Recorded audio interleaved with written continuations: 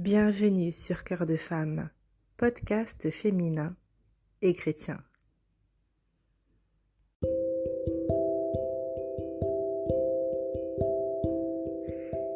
Encore une fois, bienvenue sur Cœur de Femme. Je suis Anna et je suis ravie de vous retrouver pour ce nouvel épisode. L'épisode d'aujourd'hui va parler du pardon, le pardon qui procure la paix. Aujourd'hui, on va parler du pardon, non pas du pardon humain, mais d'un pardon, le pardon surnaturel, le pardon qui vient de Dieu. Nous sommes dans un monde entouré d'autres êtres humains, et ces autres êtres humains, parfois, peuvent nous blesser, peuvent poser des actes en fait qui nous font de la peine, qui nous font souffrir. Comment devons-nous réagir en fait face à ces actes, à ces actions qui nous font de la peine? C'est ce dont nous allons parler dans cet épisode. Et le verset de base que nous allons utiliser pour échanger, parler sur ce thème se trouve dans Matthieu 6 au verset 14. Si vous pardonnez aux hommes leurs fautes, votre Père céleste vous pardonnera aussi. Mais si vous ne pardonnez pas aux hommes, votre Père ne vous pardonnera pas non plus vos fautes. Bonne écoute.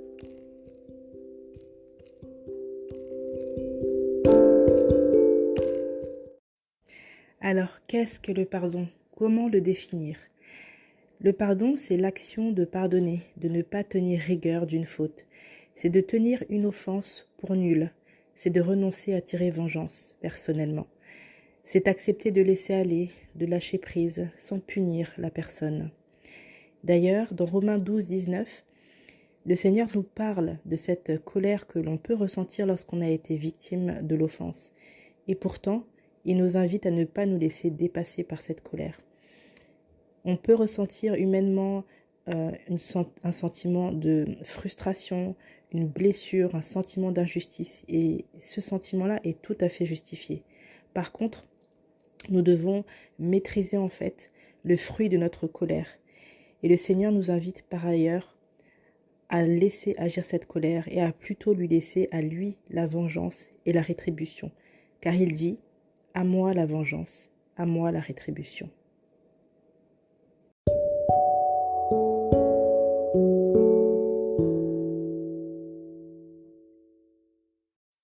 Le pardon. Le pardon, c'est donc laisser aller, c'est lâcher prise. C'est accepter de laisser aller un fardeau que l'on porte depuis trop longtemps. Tous autant que nous sommes sur Terre, nous sommes plus de 7 milliards et puis nous sommes entourés de plusieurs groupes de personnes. D'abord, donc, il y a le cercle familial, ensuite il y a le cercle d'amis, il y a le cercle d'amis à l'école, à la fac, le cercle de collègues, le cercle de proches en fait. Voilà, nous sommes entourés de plusieurs personnes et il se trouve que dans nos relations humaines, il peut arriver que voilà, nous soyons blessés, nous soyons déçus par des personnes. Et à chaque fois en fait qu'on est déçu, qu'on est blessé par des personnes, en fait, eh bien, on se prend un coup, on se prend une claque. Je ne parle pas nécessairement de claque de coup physique, hein, bien sûr. Là, je parle vraiment plus dans l'aspect mental, moral, spirituel en fait. Et on se prend parfois des déceptions comme ça. Et ces déceptions en fait produisent comme un fardeau sur notre cœur, produisent quelque chose, une blessure, un fardeau, quelque chose qui nous fait de la peine. Et si on ne fait pas attention, en fait, on avance dans la vie avec des fardeaux qui s'alourdissent de plus en plus. C'est exactement comme si en fait à chaque fois, à chaque coup dur que vous recevez, à chaque fois que quelqu'un vous fait de la peine, que quelqu'un vous calomnie, pose un acte méchant contre vous, que ce soit dans le cercle familial, que ce soit dans le cercle voilà, de votre communauté, que ce soit dans le cercle du travail, de l'école, de la fac, à chaque fois que quelqu'un vous fait, ou même dans le cercle d'amis, hein, ça peut arriver, à chaque fois que quelqu'un vous fait de la peine, en fait, c'est exactement comme si en fait on vous mettait un coup de couteau dans le cœur, dans le dos. Et si on ne fait pas attention, en fait, cette blessure va s'infecter, va grossir et va contaminer tout le reste en fait des organes de notre corps. Et là, je parle bien au sens symbolique du terme. Mais c'est aussi l'effet que ça produit, c'est qu'en fait, lorsqu'on est blessé, non seulement en fait on a mal. Et du coup, quand on a mal, on n'arrive pas à voir au-delà de cette douleur puisqu'on souffre, c'est normal. Mais le fait d'être blessé, ça fait aussi en sorte qu'on porte en fait au quotidien un fardeau. Le fardeau en fait de cette douleur, le fardeau du non-pardon, le fardeau de la déception. Quelqu'un qui a posé un acte contre vous, qui vous a fait de la peine, qui vous a trahi, qui vous a arnaqué, quelqu'un qui a posé, qui vous a calomnié, qui a dit des mensonges sur vous, ou qui a essayé de vous manipuler. En fait, toutes ces choses-là, en fait, que on peut tous être amenés à vivre dans les différents cercles de notre vie, hein. C'est-à-dire que ça peut être, comme je le disais plus tôt, ça peut être vraiment dans le cercle familial, dans le cercle d'amis, malheureusement dans le cercle parfois de nos communautés, ça peut être parfois dans le cercle aussi des collègues, etc., etc. Dans tous les cercles, en fait, de connaissances, en fait, dans notre vie, on est confronté à des personnes. Et en fait, tout le monde n'est pas gentil. C'est ça qu'il faut comprendre. C'est que il y a des personnes, en fait, qui vont être mauvaises avec nous, qui vont poser des actes mauvais. Parfois, c'est de manière inconsciente, c'est-à-dire que les personnes n'auront pas forcément prémédité, mais de fait, en fait, elles vont faire des choses qui vont faire de la peine. Mais la personne, à la base, n'aura pas prévu de le faire ou n'aura pas fait les choses pour vous faire de la peine. C'est vraiment quelque chose qu'elle aura fait de manière inconsciente ou de manière irréfléchie. Vous avez aussi des personnes, et ça on ne peut pas l'ignorer, qui ne vous aiment pas, qui vous détestent et qui du coup vont vraiment fomenter des plans ou faire des choses pour vous faire de la peine, pour vous faire souffrir, pour vous atteindre. D'accord?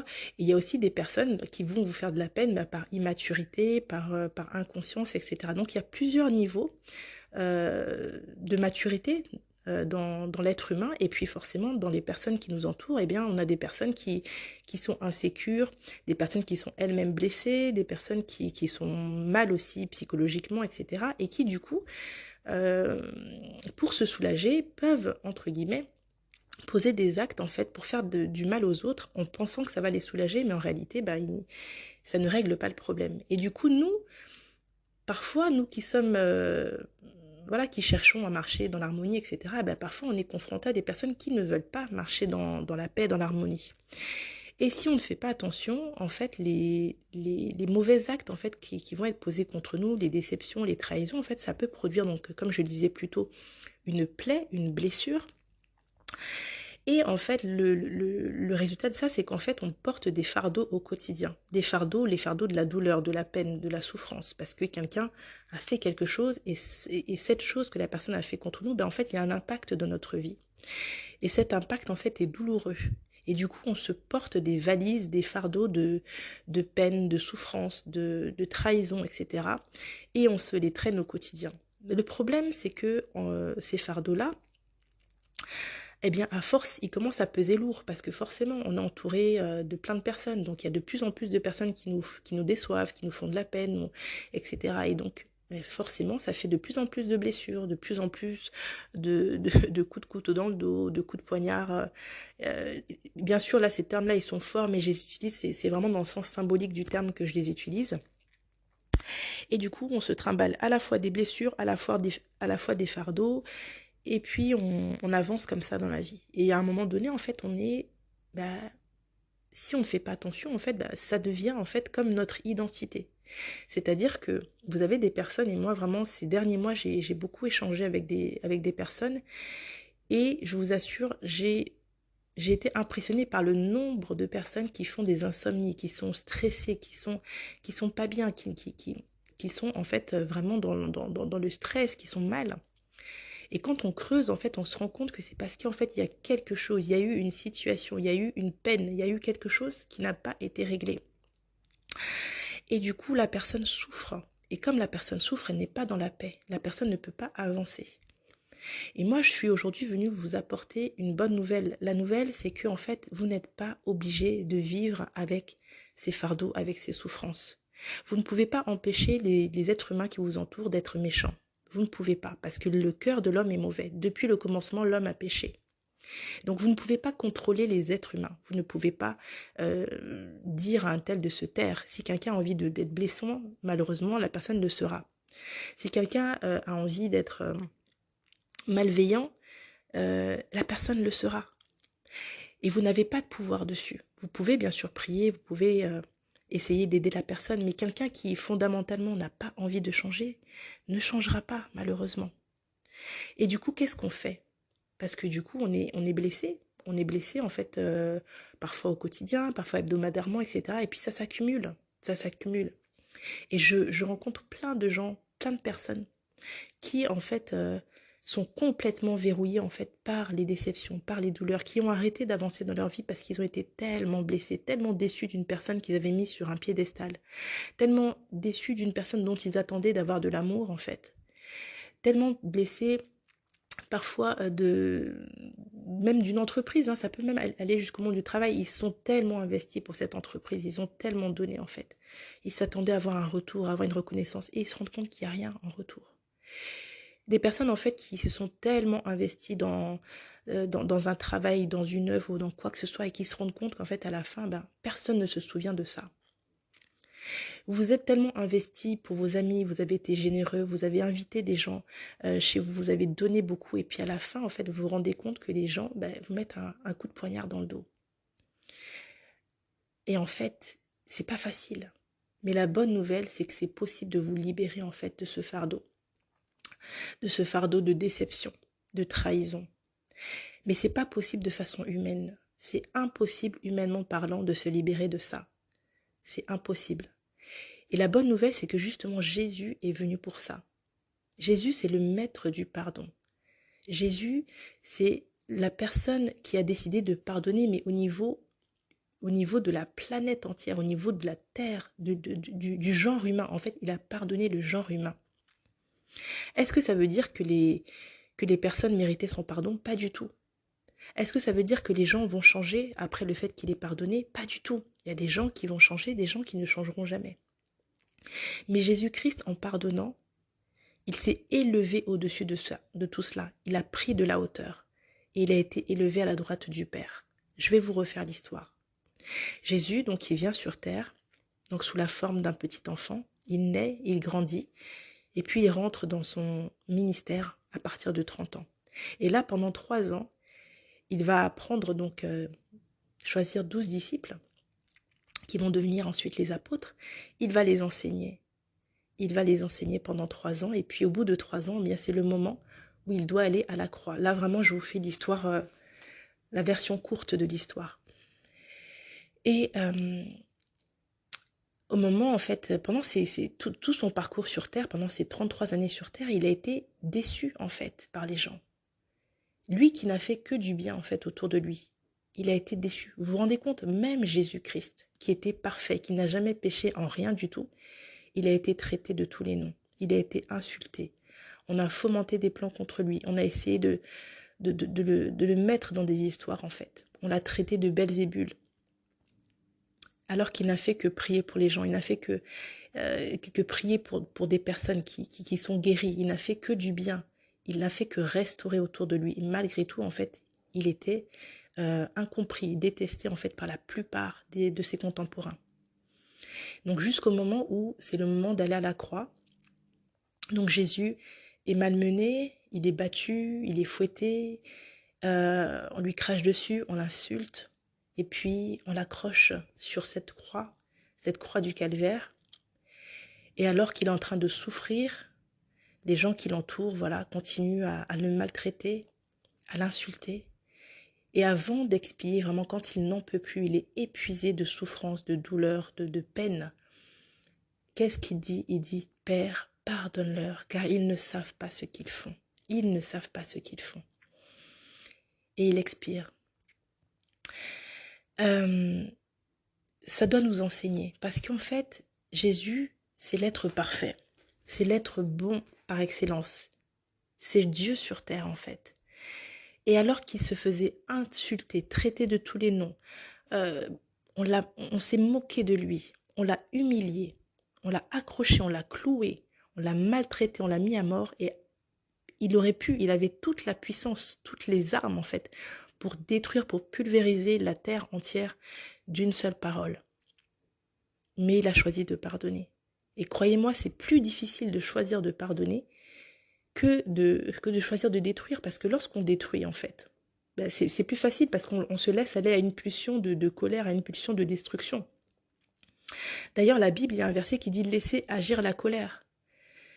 En fait, la colère, n'est pas un péché en soi. On a le droit d'être en colère contre quelqu'un qui nous a fait de la peine. Mais le problème, c'est les actes qu'on pose derrière, en fait. C'est ça qui peut être très dangereux.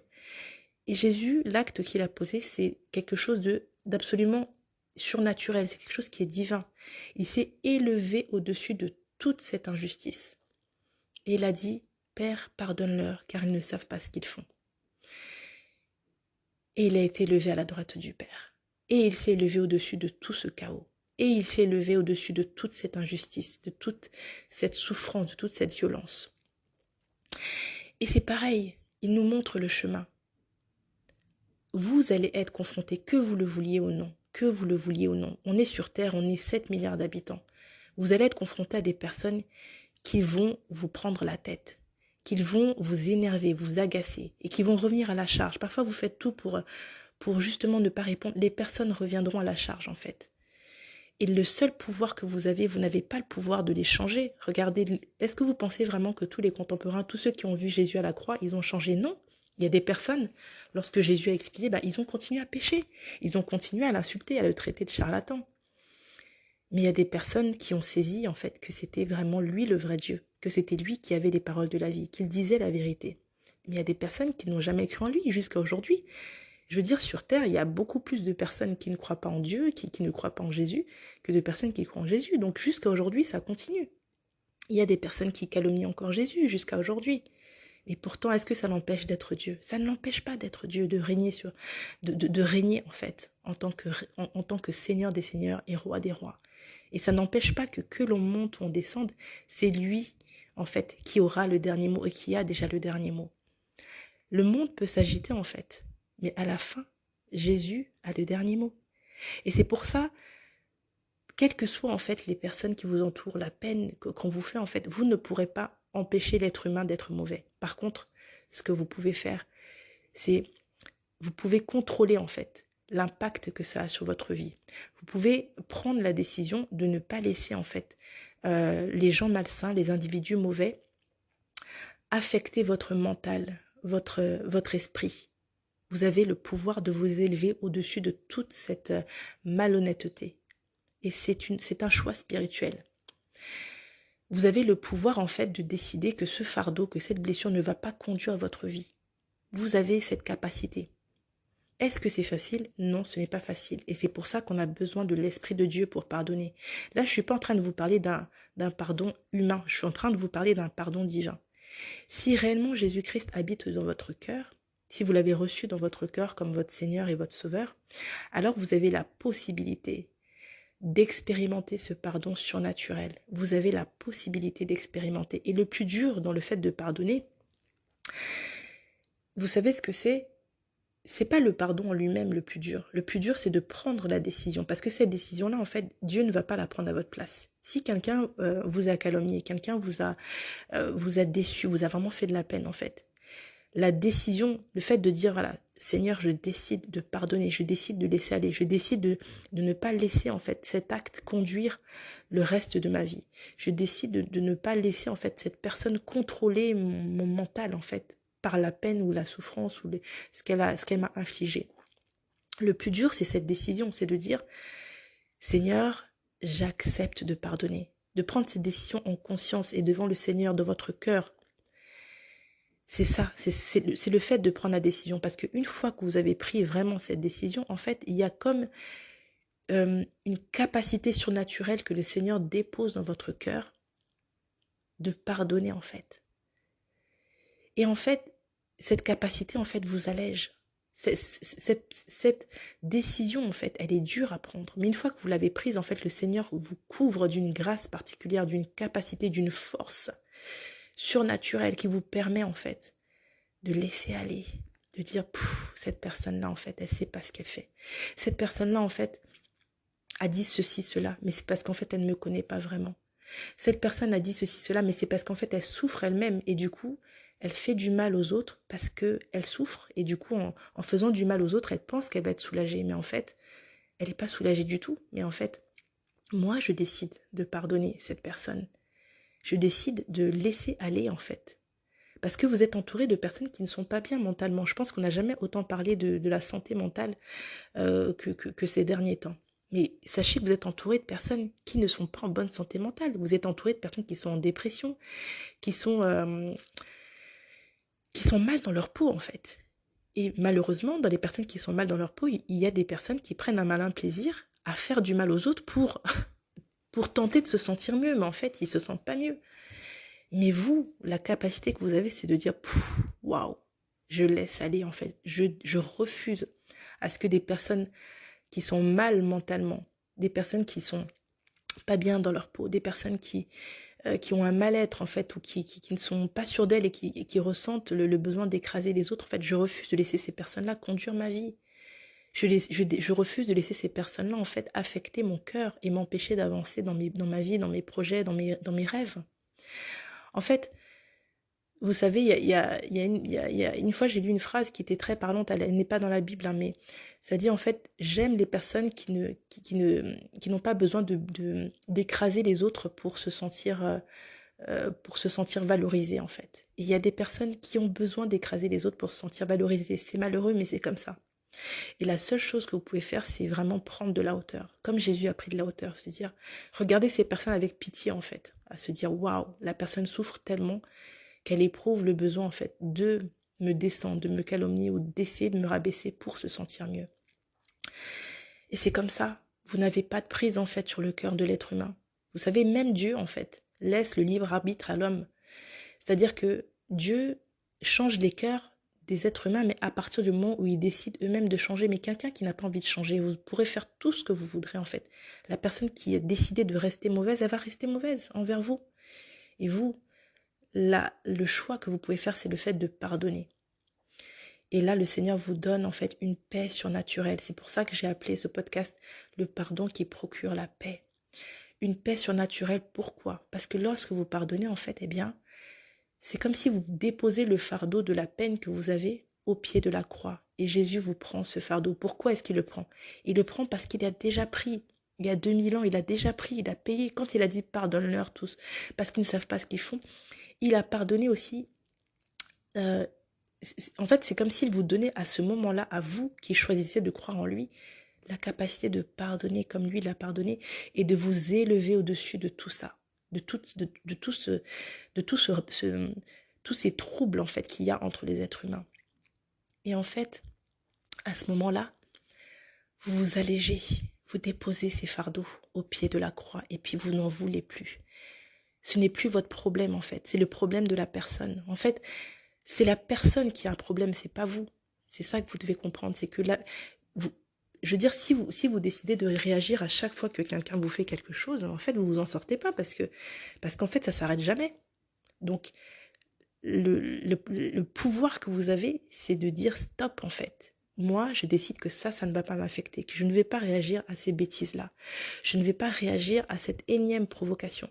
Je ne vais pas réagir à cette énième pic, en fait, qu'on m'envoie, en fait. Parce que c'est de l'énergie. Vous savez, il faut choisir ses combats dans la vie. Si vous passez votre temps à vous justifier, à, à répondre, en fait, aux critiques, à répondre, en fait, aux pics qu'on vous envoie, à répondre, en fait, vous arrêtez jamais. Et puis, vous vivez pas votre vie, en fait. Vous allez passer votre vie à vous justifier auprès de personnes qui, en réalité, ne sont pas Dieu, en fait. Vous devez vous justifier auprès de Dieu, vous devez vous justifier auprès des personnes qui vraiment qui comptent pour vous dans le sens où qui font vraiment partie des personnes qui vous connaissent et qui avancent avec vous. Mais auprès des autres personnes, vous ne devez rien en fait. Vous devez juste pardonner en fait et passer à autre chose. En fait, c'est le lâcher prise. Vous devez laisser aller en fait cela. Et aussi, ce qui est très fort en fait, lorsque vous déposez ce fardeau du non-pardon, voilà, vous le déposez, donc vous pardonnez. Eh bien, ces blessures, en fait, vous allez voir qu'elles vont commencer à se résorber. C'est comme si le Seigneur allait déposer, faire couler sur vous, en fait, une huile de réparation, une huile, un baume, en fait, sur votre cœur, sur vos blessures, en fait, et qui va vous guérir, qui va vous restaurer, tout simplement, de la peine. Et puis, vous allez prendre encore plus de la hauteur, vous allez prendre de la maturité, vous allez dire, waouh, ces personnes qui m'ont fait ça, en fait, elles sont peut-être plus âgées, parfois c'est même des personnes plus âgées que vous dites, mais c'est pas possible en fait, où est la maturité? Mais en fait, la maturité n'a rien à voir avec l'âge. Vous savez, moi j'ai déjà parlé avec des personnes assez jeunes, qui n'avaient même pas 20 ans, qui avaient plus de maturité parfois que des personnes qui avaient la quarantaine, je vous assure. Donc la maturité, en fait, c'est pas forcément lié à l'âge. Ça peut être lié à l'âge, mais pas forcément. Et du coup, waouh, vous laissez aller, en fait. Et le Seigneur, comme il agrée, comme il aime votre décision de pardonner, parce qu'il est le maître du pardon. Donc forcément, lorsque vous prenez la décision de pardonner, il vous agrée, vous lui êtes agréable. Il vous bénit en fait, il vous remplit, il fait couler sur vous cette huile de joie en fait, cette huile de réparation, de restauration, et qui va guérir, qui va panser vos blessures. Du coup, qu'est-ce que ça veut dire par la suite? Ça veut dire que, est-ce que ça veut dire que vous allez oublier en fait tout? Maintenant, vous avez une mémoire, vous allez vous souvenir de ce qu'on vous a fait. Sauf que ça ne va plus vous faire souffrir. Et c'est ça toute la différence. Vous allez plutôt utiliser cela comme en fait un apprentissage, comme quelque chose en plus. Vous allez avoir une expérience en plus, vous allez avoir expérimenté quelque chose de difficile, ou quelqu'un vous a fait de la peine, quelqu'un vous a calomnié, etc. Mais comme vous aurez pris la décision de ne pas laisser agir la colère, de ne pas vous venger par vous-même, mais de laisser aller comme Jésus a laissé aller, en fait, vous prenez un grade de maturité en plus. Vous vous élevez encore plus auprès du Seigneur. Vous prenez de la hauteur. Et vous prenez en autorité spirituelle. Et vous prenez en maturité spirituelle. Et vous laissez tout ça là. Toutes ces bêtises, vous les laissez au sol en fait. Et vous allez encore plus près du Seigneur. C'est ça la beauté du pardon. Et en fait, les cicatrices, parce que vous allez certainement encore avoir des... Quand je dis les cicatrices, c'est-à-dire les traces de votre vécu, vous les aurez en fait. Mais elles ne vont plus vous faire souffrir. Et vous allez plus les utiliser finalement comme une leçon de vie, comme un apprentissage, comme une compétence en plus que vous aurez acquise. Et ça va vous permettre d'aider à votre tour d'autres personnes. Moi, si aujourd'hui je peux vous parler du pardon, c'est parce que je l'ai expérimenté. C'est parce que forcément, ça fait un petit moment que je vis, hein, que je suis sur cette terre. Et donc, un petit moment que je suis confrontée à différents cercles, des cercles, quand je dis cercle, je veux dire à différents entourages. Voilà, une famille, on travaille en entreprise, des amis, une communauté, etc. Et ben, jusqu'à aujourd'hui, hein, je suis entourée de gens. Et dans les gens qui m'entourent, ben, il y a des personnes avec qui, franchement, ça passe très bien. Et des personnes, voilà, qui, jusqu'à aujourd'hui, en fait, bah, essaient d'envoyer des pics, etc.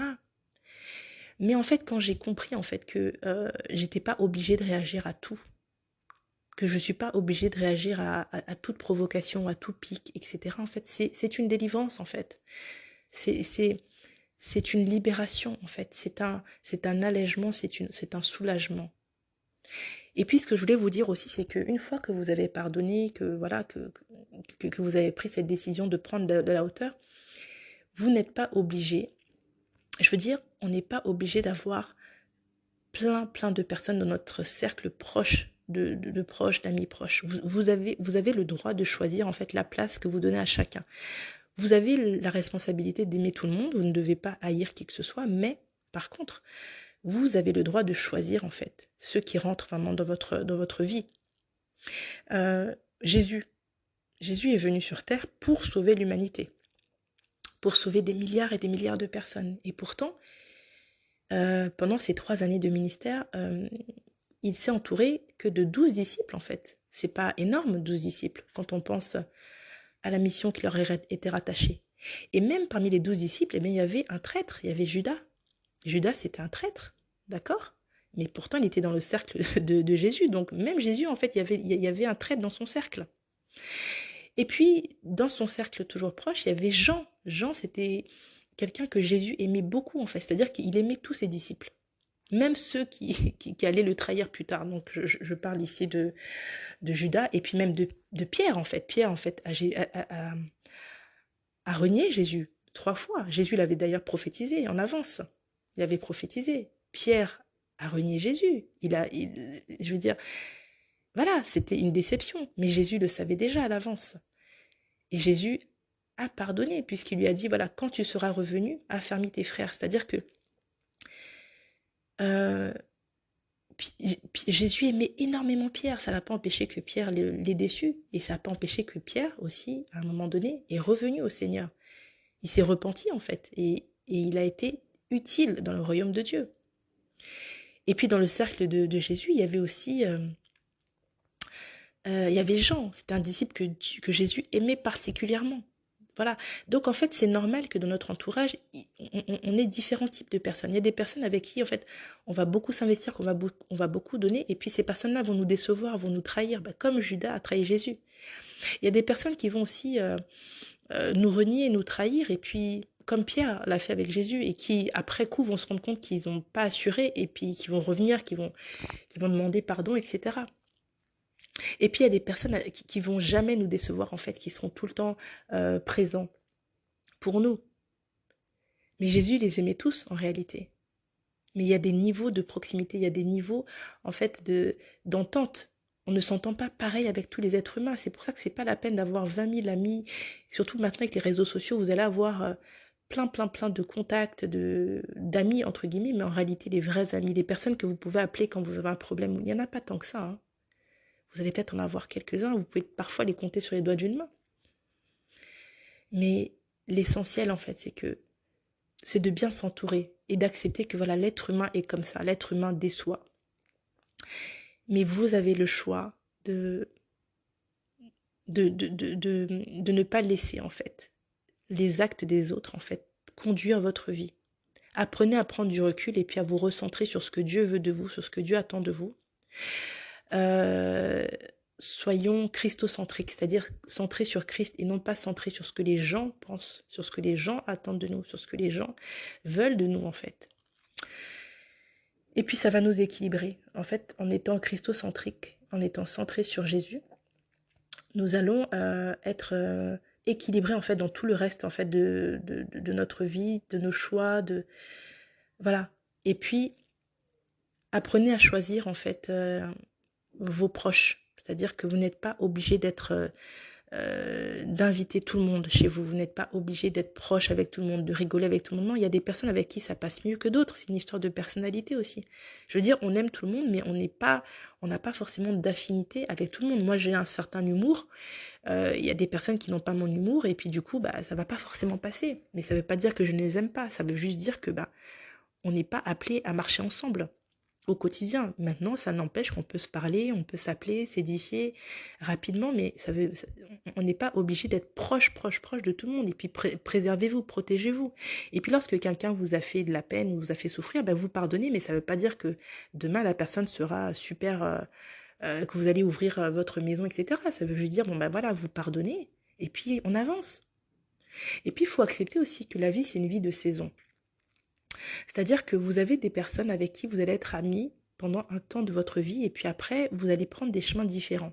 C'est-à-dire que vous allez avancer plutôt dans un chemin, c'est-à-dire que vous allez avoir peut-être à cœur de développer quelque chose, de développer quelque chose que le Seigneur aura déposé dans votre cœur. Et puis la personne aura à cœur de développer autre chose et puis du coup, vos chemins vont s'éloigner en fait. Mais ça ne veut pas dire que la personne est mauvaise, ça veut juste dire que les chemins s'éloignent. Lot et Abraham, à un moment donné, ils marchaient ensemble et puis à un moment donné, ils ont pris chacun leur route.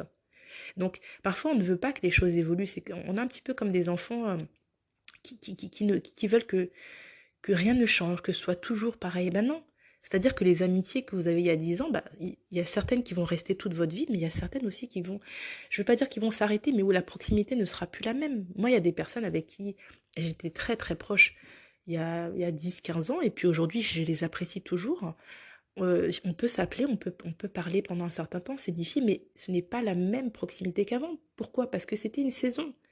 Parfois, le Seigneur permet qu'on soit amis avec des personnes parce qu'on a des choses à apprendre à leur contact. Et une fois qu'on a appris ces choses-là, eh bien, la personne continue sa route, on continue la nôtre. Il n'y a pas d'animosité, en fait. C'est juste que les choses changent. On n'est pas moi, je pense qu'on n'est pas les mêmes à 15 ans, à 20 ans, à 30 ans, à 35 ans. On évolue et c'est normal. Donc, pourquoi vouloir à chaque fois que rien ne bouge? Parce que lorsque vous ne voulez pas que les choses bougent, vous empêchez aussi de rencontrer de nouvelles personnes et d'aider de nouvelles personnes et de connecter avec de nouvelles personnes. Donc, parfois le Seigneur permet des situations où vous êtes blessé, en fait, c'est juste parce qu'il vous secoue un petit peu, il permet à ce que vous soyez secoué pour que vous ouvriez un petit peu votre espace. parce que vous étiez peut-être fermé dans votre petite bulle avec votre petit confort, et puis le Seigneur permet à ce que, il se passe une situation, vous êtes déçu, du coup vous êtes obligé de prendre du recul. Mais en fait, tout ça, en fait, finalement, il faut voir le côté positif des choses. Ça vous ouvre, en fait, des horizons que vous n'auriez jamais ouverts si vous étiez resté toujours dans votre bulle avec les mêmes personnes que vous connaissez depuis X temps et avec qui, finalement, vous ne grandissez pas ou vous ne grandissez plus. Donc, vous avez le choix et même la responsabilité de choisir qui rentre dans votre vie. Vous n'êtes pas obligé d'être super proche de tout le monde. Il vaut mieux avoir 3-4 amis vraiment de confiance. Et puis d'autres personnes, bien sûr, avec qui vous allez être en contact, il n'y a pas de souci, mais c'est pas tout le monde qui va être super proche de vous. Et puis tant mieux. Et à la fin, voilà, pardonner, ça ne veut pas dire que forcément... je veux dire, si quelqu'un vous... Malgré le fait que vous pardonnez, la personne continue à vous faire de la peine, etc., bah vous avez le droit de prendre du recul, de dire, bon, bah voilà, je tire mes conclusions, je comprends que là, je ne peux plus vraiment marcher avec cette personne, c'est pas grave, je pardonne, j'avance, et puis je fais ma route, et puis bah, que le Seigneur aide la personne à avancer de son côté. Mais à part ça, on avance, vous voyez. Donc, le pardon, c'est vraiment un cadeau. Je pense que pour conclure, ce que je peux dire, c'est que le pardon, c'est un cadeau déjà que vous vous faites à vous-même. C'est du lâcher prise. Vous acceptez de laisser partir un fardeau qui, de toute façon, pèse trop lourd et vous empêche d'avancer, vous empêche de rêver, vous empêche de voir plus loin que le bout de votre nez. C'est le cas de le dire. Parce que imaginez-vous que vous marchez pendant des kilomètres et des kilomètres avec des valises hyper lourdes, un sac à dos super lourd. Il y a un moment donné, vous êtes épuisé, vous voyez même plus le paysage en fait, tellement vous êtes fatigué, vous avez mal aux chevilles, vous avez mal partout, vous êtes essoufflé. Mais lorsque vous posez vos valises, vous les, vous les laissez, vous les balancez en fait. Là, vous pouvez marcher avec un pas léger et vous pouvez regarder le paysage autour de vous. Et c'est exactement ça la vie. La vie, c'est un chemin. Le fait de laisser aller les fardeaux, de lâcher prise sur certaines situations et puis d'avancer, de chercher plus vous à avancer finalement vers le Seigneur, eh bien ça va vous ouvrir des horizons que vous ne pouviez pas voir en fait lorsque vous étiez en plein dans vos blessures, en plein dans vos fardeaux. Donc voilà, c'est cette exhortation sur le pardon qui procure la paix en fait va toucher à sa fin. Vraiment, je vous souhaite de prendre les bonnes décisions, de pardonner en fait à ceux qui vous ont offensé, parce que finalement c'est un cadeau que vous vous faites à vous-même, et puis c'est un commandement du Seigneur surtout. Je vous souhaite vraiment de vivre, d'expérimenter cette paix divine que l'on goûte lorsqu'on décide de pardonner. Cette paix divine, elle est magnifique, parce qu'elle n'a pas de prix. Vous savez, les gens aujourd'hui sont tellement stressés. Les gens vont voir des psychologues, des psychiatres, etc. Ils sont pas bien, ils sont pas en paix. Les gens font des insomnies. Quand vous creusez, souvent c'est parce qu'il y a quelque chose qui n'a pas été résolu, il y a une blessure qui n'a pas été pensée, il y a quelque chose, il y a une situation, il y a un nœud dans leur vie qu'ils n'ont pas dénoué.